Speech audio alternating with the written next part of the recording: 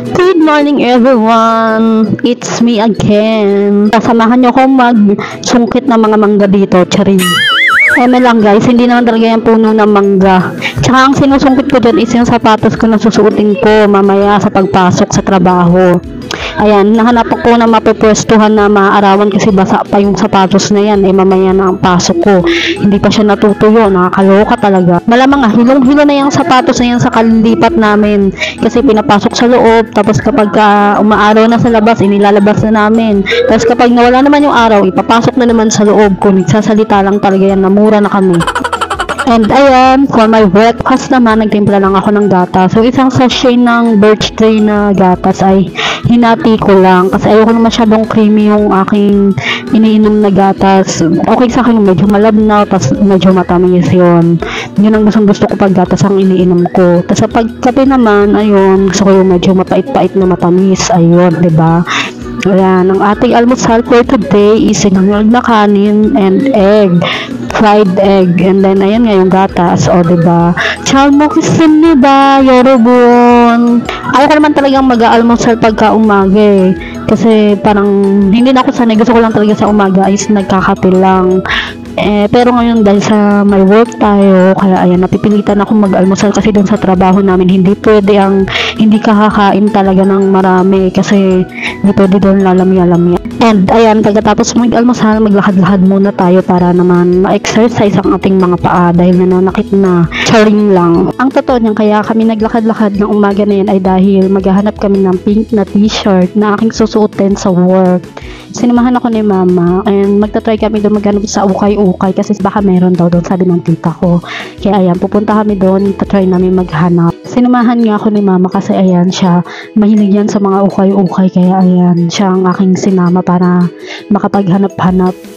O pak, anong ginagawa mo? Sayo-sayo ka dyan, napakatigas naman ng katawan mo. Ay go.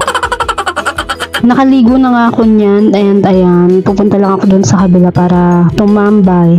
Dala ko yung aking mga gamit, yung aking notebook na sinusulatan ng pag-outline ko sa ng aking story, I mean, and yung mga ballpen ko, yan, ganyan. So yan guys, tayo ngayon ay nandito sa ibang bahay na naman. Nandito tayo ngayon sa ibang bahay. Mag-outline lang ako ng aking story sa Wattpad. Kagabi nagsulat na ako. Sa Wattpad, nakaka-chapter, na ako. Basaan na siya, marami na siya. Chapter 10 yata yung 13, mga ganun. Pero dito yung pag-outline ko, chapter 6 pa lang. Natapos ko nang revise yung ibang chapters, pero dito sa pag-outline, chapter 6 pa lang yung natatapos kong i-outline. Isinusulat ko lang naman yung mga important details ng aking story. Pero sa tagal ko hindi nag-outline, ayan, chapter 6 pa lang natatapos ko dito. Hindi ko pa nga nasisimula yung chapter 6. So, bali chapter 5 pa lang natatapos ko. Ang tagal ko na rin kasing hindi ito nabibisita na aking notebook na sinusulatan ng outline ng aking story sa Wattpad. Then, may mga times talaga na tinatamad ako and nawawalan ako ng gana sa pagsusulat, ganyan. Madalas kasi talaga inaabot ako ng writer's block where may pa-writer's block ka pang nalalaman, pero ang totoo, tinatamad ka lang talaga. Sasapit na nga lang ang Pasko at papasok na nga lang ang 2026, pero ayan, tenga pa rin ang aking sinusulat. Hanggang ngayon hindi pa rin natatapos. Ewan ko kailan ko itong matatapos, pero hayaan na nga natin. Ang importante naman ay nakakapagsulat pa rin kahit papano, o diba? Kahit madalas talaga ay tinatamad akong magsulat, pero ayan, ilalaban pa rin talaga natin yan. Syempre, pangarap ko maging published author someday, kaya ayan, tinutuloy ko talaga itong pagsusulat ko.